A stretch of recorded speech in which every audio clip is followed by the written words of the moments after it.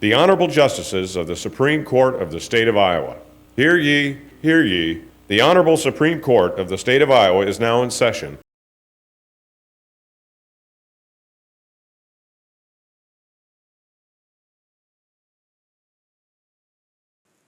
Thank you, everyone. Please be seated.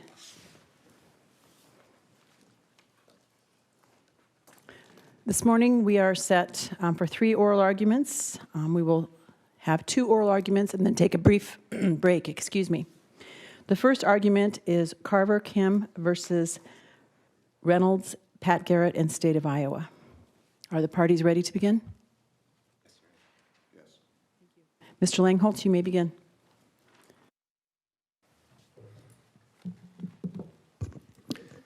Thank you, Chief Justice Christensen. May it please the court, Mr. Duff. Polly Carver-Kimm was an employee of the Iowa Department of Public Health. She worked for and was removable by the director of the Department of Public Health. Yet when she resigned in the face of termination by the Department of Public Health, in addition to suing the director and other department leaders, she sued the governor and the governor's communications director, bringing claims of wrongful discharge in violation of the whistleblower statute and the common law tort of violation of public policy. These claims should have been dismissed by the district court for at least 3 sets of reasons. First, the claims fail as a matter of law against the governor and the governor's communications director because they did not employ Ms. Carver-Kimm and they didn't have the legal authority to discharge her, and the claims shouldn't extend out to indirect influence over a discharge decision of another.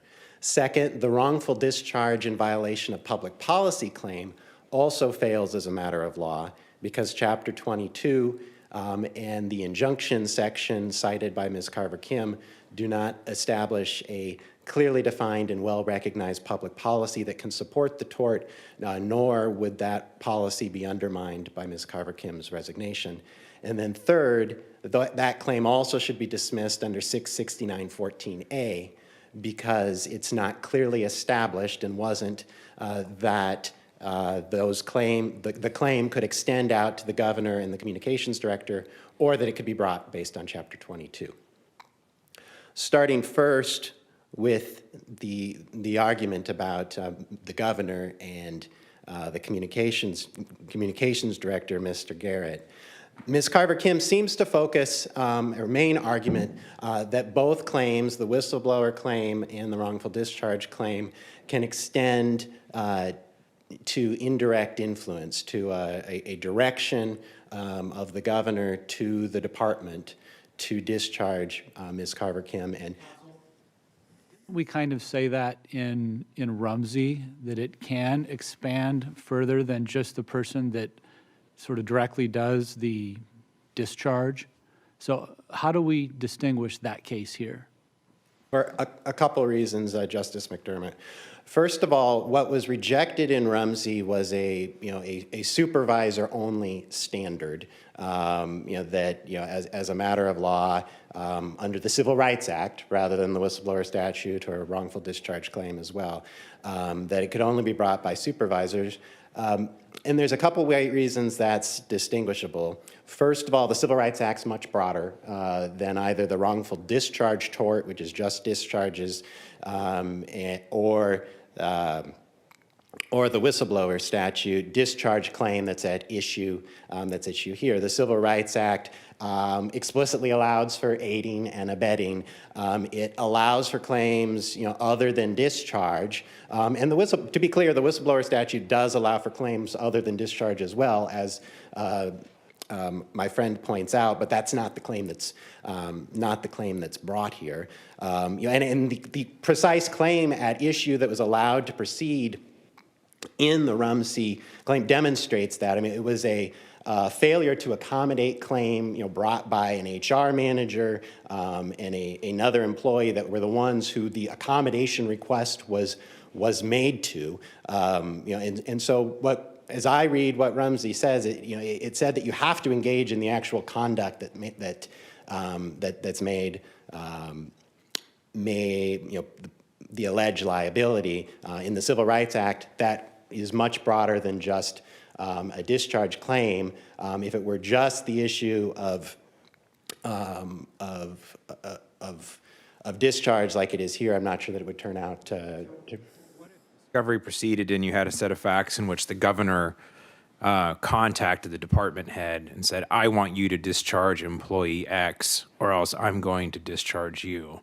Is it your position then that the governor could not be liable as a matter of law, even under those set of facts? Yes, Justice McDonald, and to be clear, those aren't the facts yet here. That's Ms. Carver-Kimm doesn't allege anything, that direct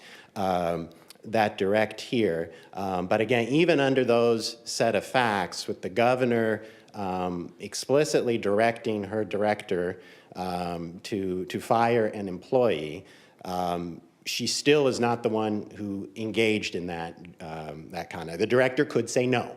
The director might be removed if the governor was, displeased with that decision not to follow the order.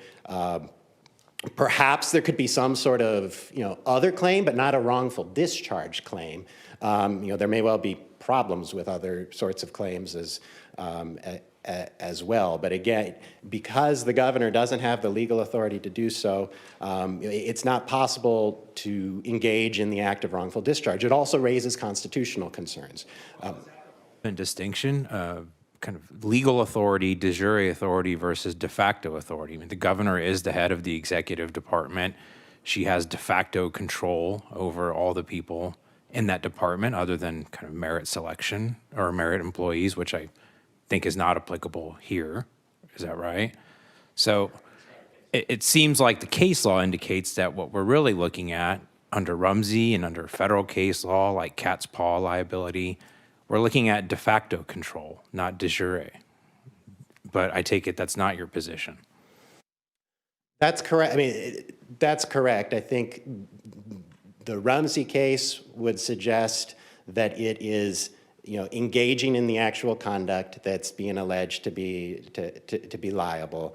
And again, although the governor is the head of the entire executive branch and has significant power from that, the executive branch is a collection of statutorily created state entities. And in that respect as well, I think a claim in the state government context where we are looking at these entities with clear statutory legal power is different than a private type claim like Rumsey as well, where it may take more factual development to determine whether or not a particular person had authority to engage in the conduct that's alleged from. But here, the governor's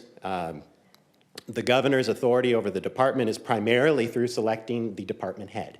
And that is why, as well, that's so constitutionally protected and why it would raise constitutional concerns if the exercise of that authority over the department head, could be infringed on by a statutory claim or a common law claim, because that authority, as a constitutional matter, as the 2021 Godfrey decision, holds, cannot be made a that was, again, under the Civil Rights Act. It could not be a retaliatory action under the Civil Rights Act because it was at the core of the constitutional power. There was the budget management decisions or a line item veto decision. The budget management is also at play here, and there's not been any argument even in the briefing here in this court, arguing why. The district court rule on your constitutional argument? The district court did not explicitly reject the constitutional argument. All indicate that it was ruling on it? It rejected our claim. No, it is the short answer. But it did reject our claim, and we did not make, to be clear, we didn't make a distinct constitutional argument that this is, this suit is foreclosed by the Constitution. It was a constitutional avoidance argument in explaining the proper interpretation of a statute. And the district court certainly rejected our statutory interpretation argument and implicitly then rejected our constitutional avoidance concerns as well. We cited some cases in our reply brief as to why that should be sufficient from an air preservation standpoint, and I think if every nuance of an argument and reasoning needed to be in a district court opinion and explicitly rejected, I think that would bog down the district courts even further in motions to reconsider. About this issue, kind of talking around it. I mean, am I understanding your position basically is this? I want to try and just boil it down to essentials. To have whistleblower liability, the governor has to have discharged Carver-Kimm. The governor is not alleged in this particular petition to have discharged Carver-Kimm. Is that where we are?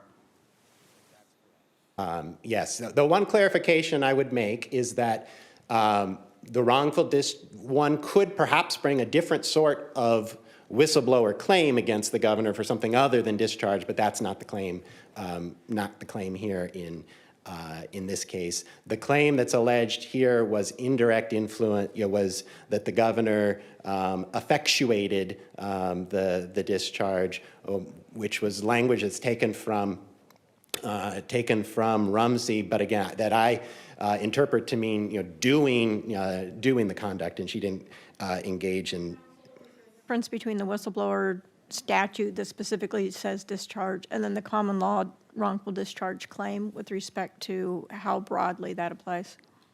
We argue that the same arguments apply, both sides. Certainly, I think the wrongful discharge claim under the common law is even easier because it's only a wrongful discharge claim. There's no argument at all that it could be something other than discharge, and it's been Rumsey was not a wrongful discharge in violation of public policy case.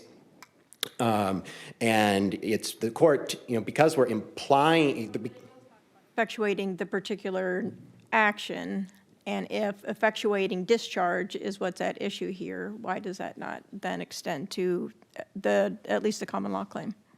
Well, the wrongful common law tort has never been extended beyond either the entity itself or the person who essentially was the entity employer. Here it's the Iowa Department of Public Health. That's not the governor. Wrongful discharge in violation of public policy hasn't even been expended to independent contractor standpoint. The other thing that's different about that claim is that a heightened pleading requirement applies because it comes under the Tort Claims Act. That's also the claim that the qualified immunity statute applies to, and the court can avoid definitively deciding any of these perhaps more complicated questions and say, clearly it's never been extended this far before. It's never been extended to Chapter 22. Therefore, it's not. Will apply the statute retroactively in order to extend immunity to conduct that preceded the effective date of this law? Herbeck tells us is to decide whether or not this is retroactive or prospective in the first instance. And this, unlike a tradition, some of the other substantive immunity provisions that have come in that wipe an entire slate of claims off and say that's no longer a violation. This is more in the nature of a rule of adjudication that tells us in order to apply liability, the claim needs to have been clearly established before. I think the legislature thought it was giving some protection substantively to officials that they didn't have before. Isn't that right?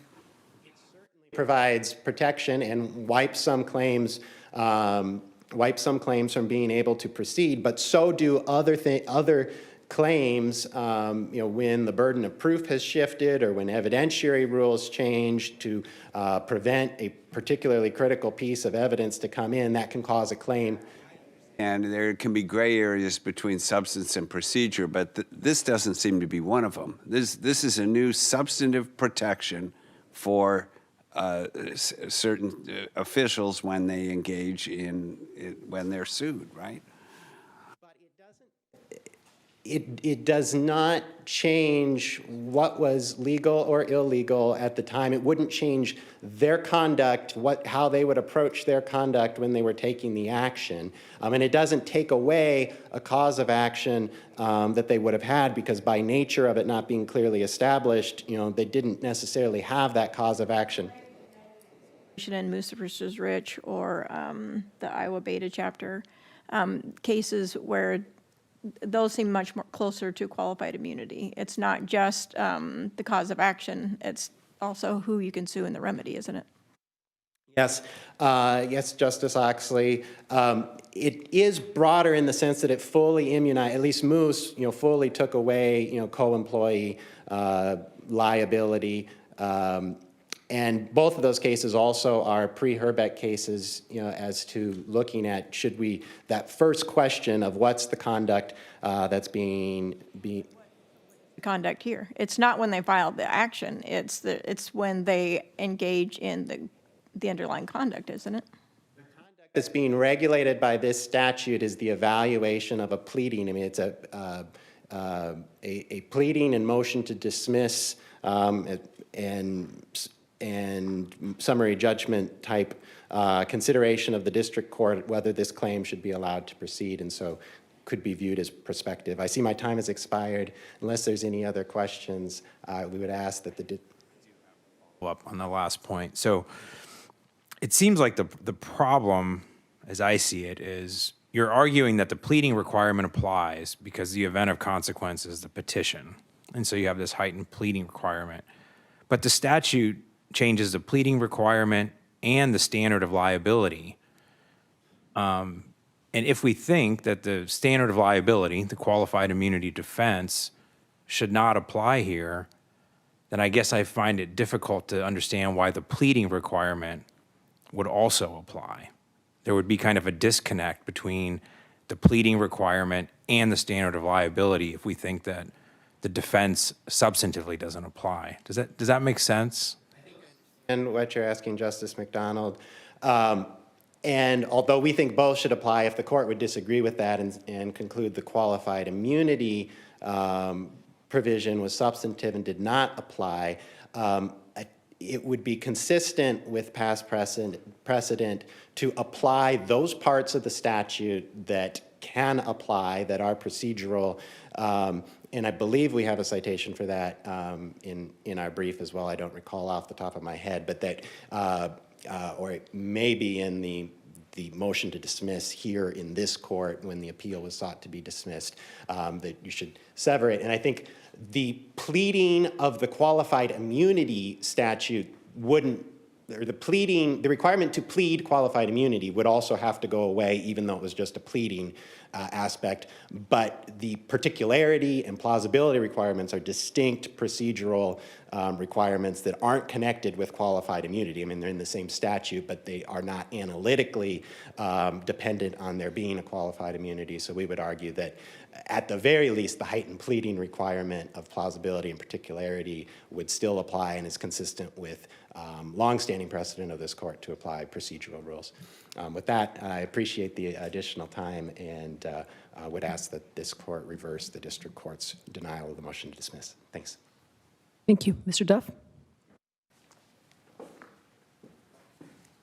Please the court, counsel. Tom Duff for Appellate, Carver-Kimm. I want to start with the retroactivity issue first, since that's what brought this case to this court, because it was appealed under subsection 4, which provides a right of immediate appeal. So that seems to me to be the first issue to be dealt with. We do have two whistleblower claims. One's the statutory claim, the 70A28 claim, and then the public policy wrongful discharge claim. We think that the language in there's no express language regarding retroactivity in 669.14a. And in preparing for the argument this morning, I went back and looked at the legislative history of this bill. This statute was contained within Senate File 342, which is a very lengthy Senate file that contains a lot of other statutes, a lot of them dealing with law enforcement issues. There was a statute regarding health insurance for law enforcement is 456A.13A. And that statute, the legislature said that we're going to make that statute retroactive to January of 2021. So the legislature certainly knew how to make something retroactive. Well, as a general matter, if it's an issue of substance, we look at whether it's retroactive or not. But as a matter of process, and I think if you parse 669.14A and its subsections, subsection 1 is sort of the substance. We're here because of subsection 4, which is the automatic appeal right. But what we're talking about now is subsection 3, and that is the pleading standard.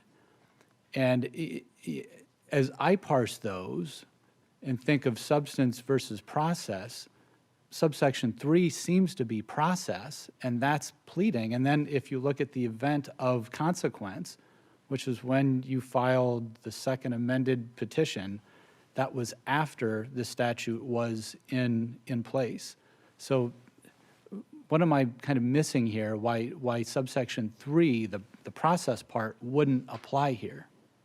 As was mentioned earlier, I think the process part it's a pleading requirement, but it goes back to the section which provides essentially absolute, or not absolute, but Harlow-type qualified immunity for state officers. So although it is a pleading requirement, it has substantive ramifications.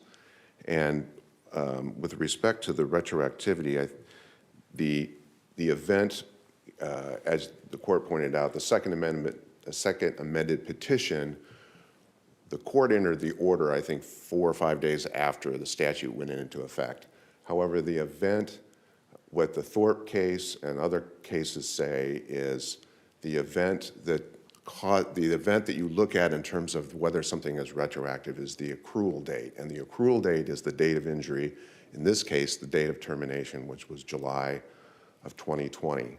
So once the cause of action accrued, her rights vested, and taking away that right by retroactively applying a statute, according to the Thorpe case, is a violation of both federal and state due process. The other... Clarify that. So the heightened pleading requirement, how does it remove or eliminate the cause of action?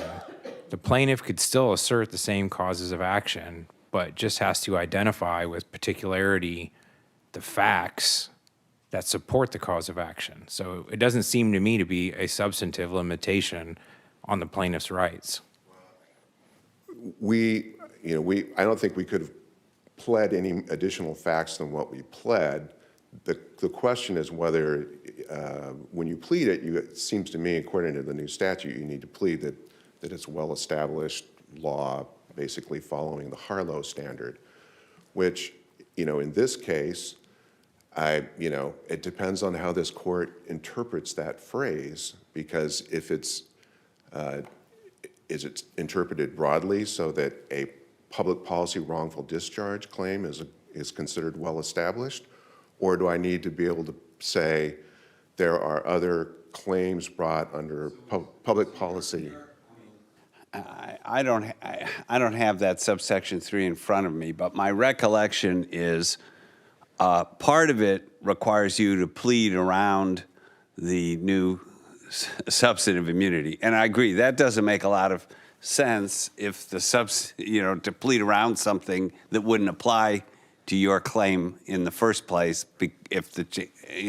but isn't there an aspect of it that that involves pleading with particularity, but not necessarily pleading around the substantive immunity? Isn't there more to it than that?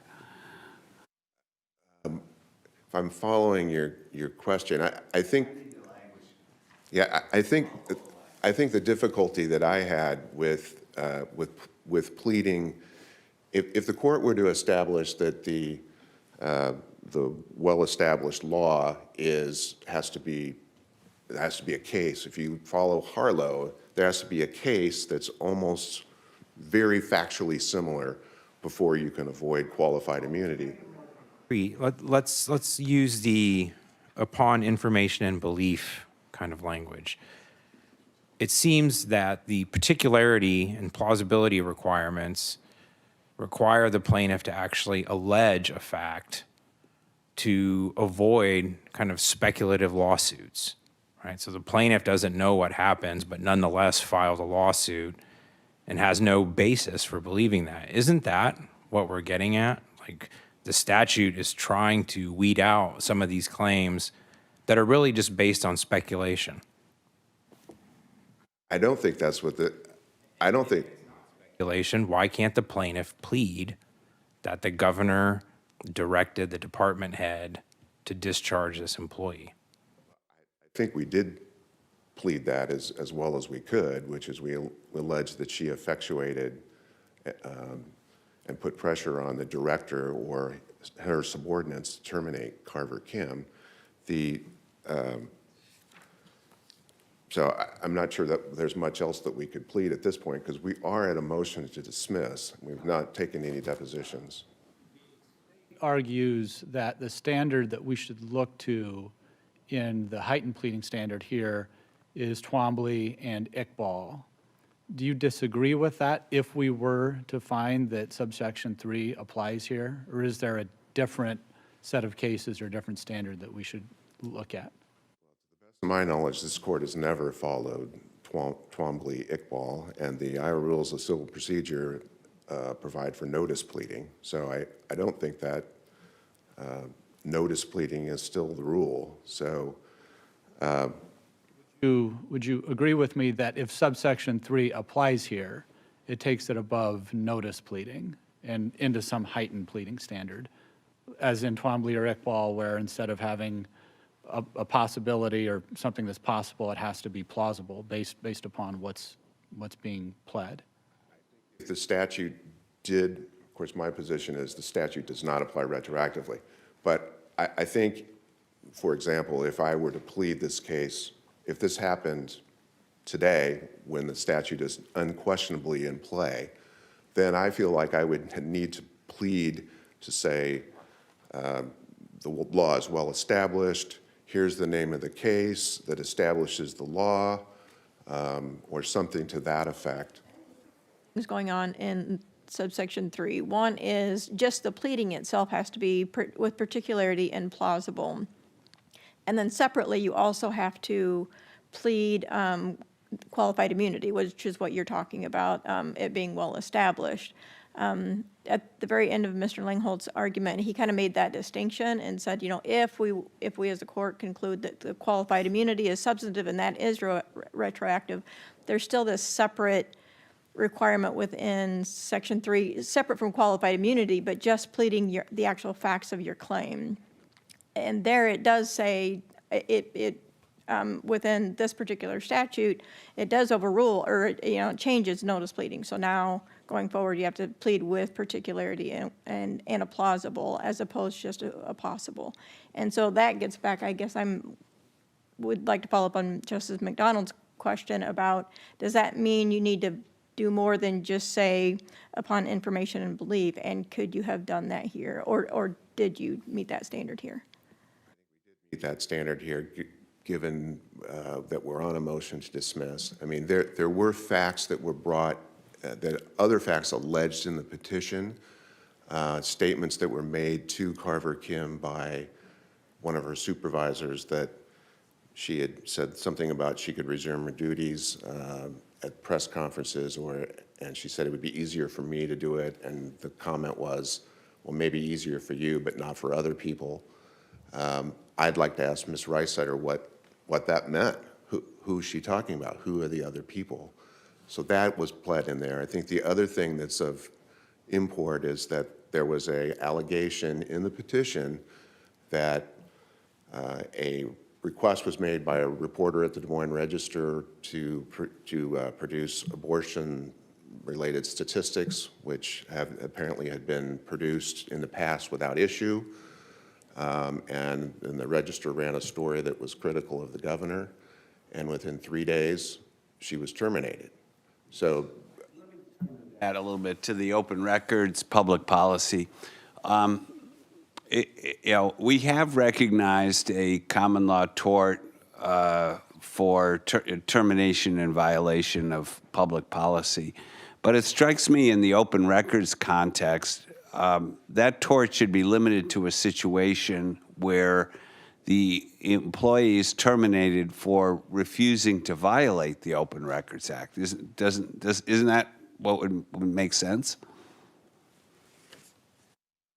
Well, that would certainly make sense, but I think it would apply with equal force to an employee who is terminated for following her. Ms. Carver-Kimm's job was to respond to Chapter 22 inquiries. One can, one can have disagreements internally within the government as to when documents should be released and by whom and all that, without necessarily there being a violation of the act. And it seems to me that when you kind of weaponize that, you turn that into a tort, that exposes the government to a lot of legal liability, doesn't it?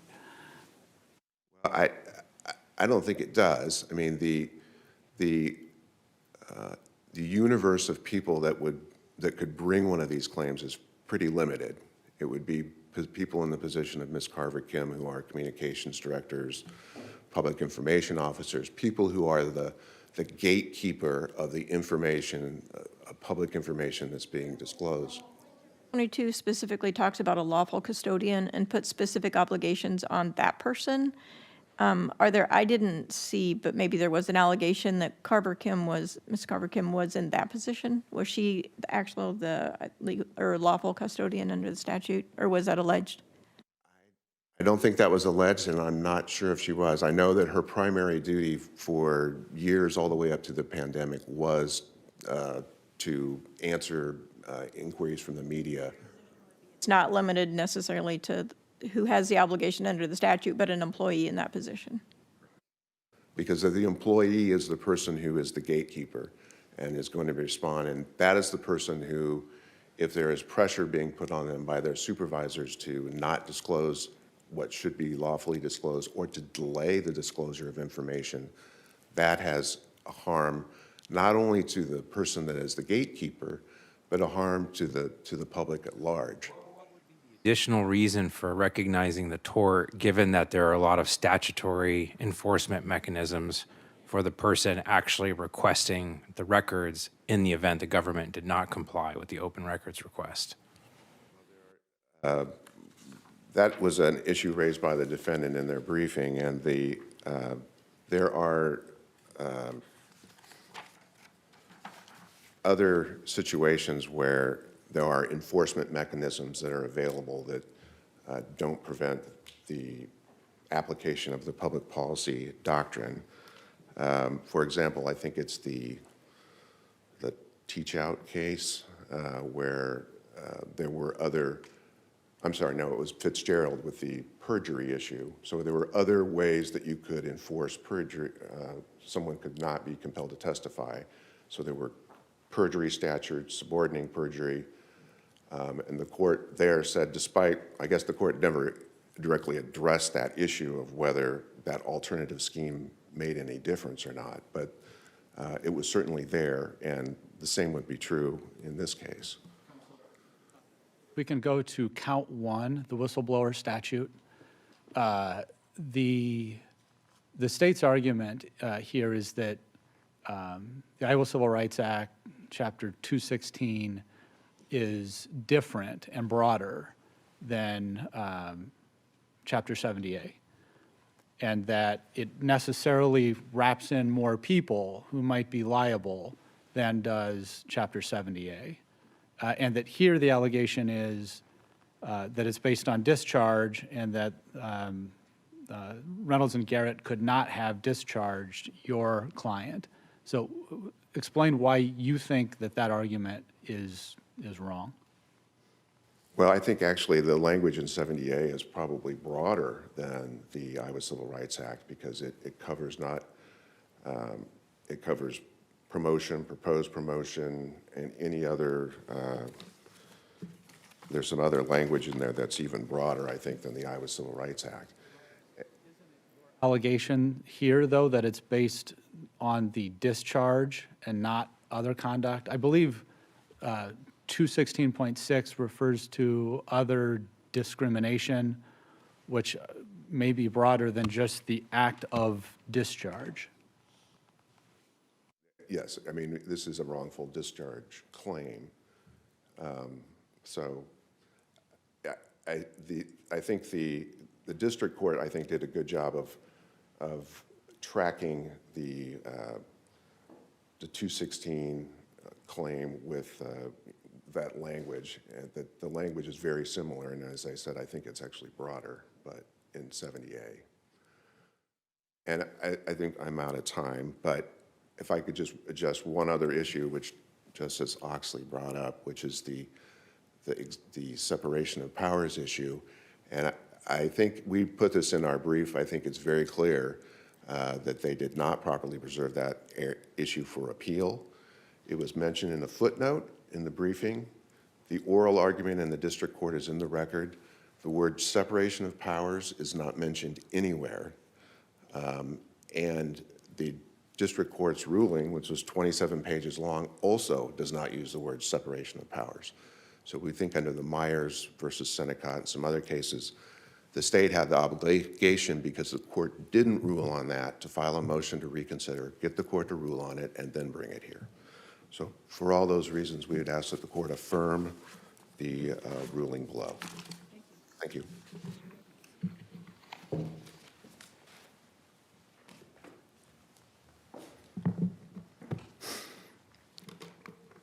Thank you, Chief Justice Christensen.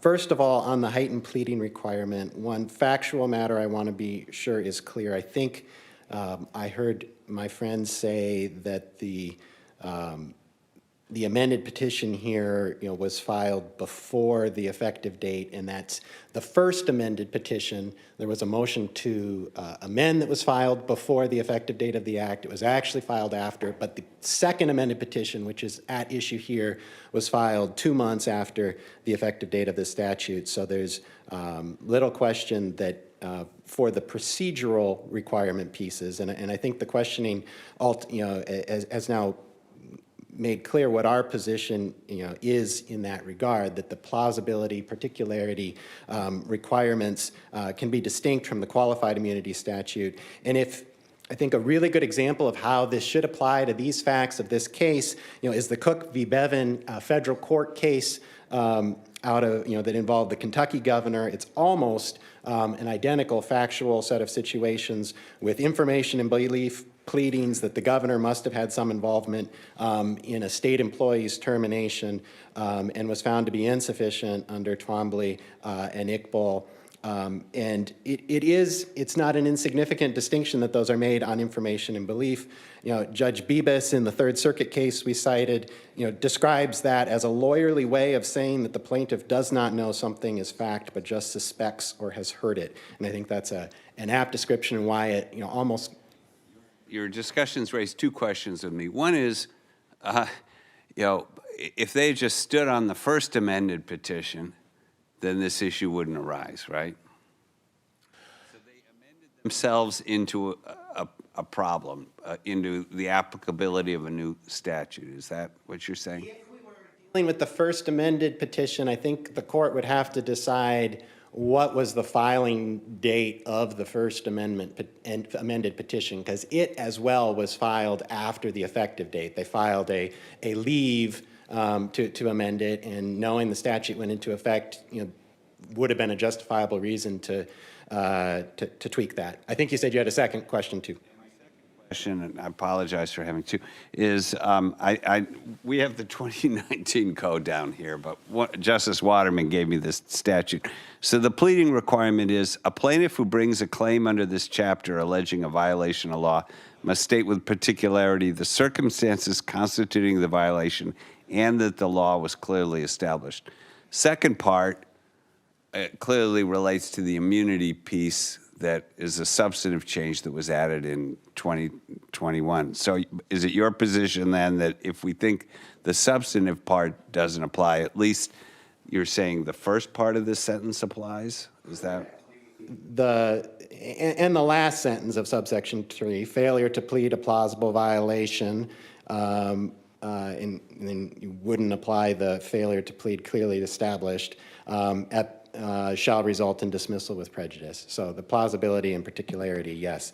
And the other thing to keep in mind about this heightened pleading requirement, and really both claims as well, I haven't talked specifically about the communications director, but whatever power this court might conclude that it's plausible that the governor might have had some, authority to effectuate this, there's absolutely no basis in the petition for concluding that a communications director had any power to effectuate a discharge of a state employee or. The plaintiffs won their case against the department head.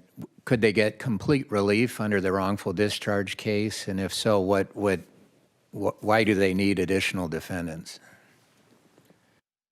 They could obtain all the relief under the whistleblower claim. So at this point in time, what's live in the district court is a whistleblower discharge claim against the department defendants. And yes, the relief available wouldn't vary between which defendants that are there.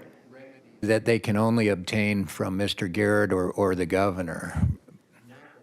Of.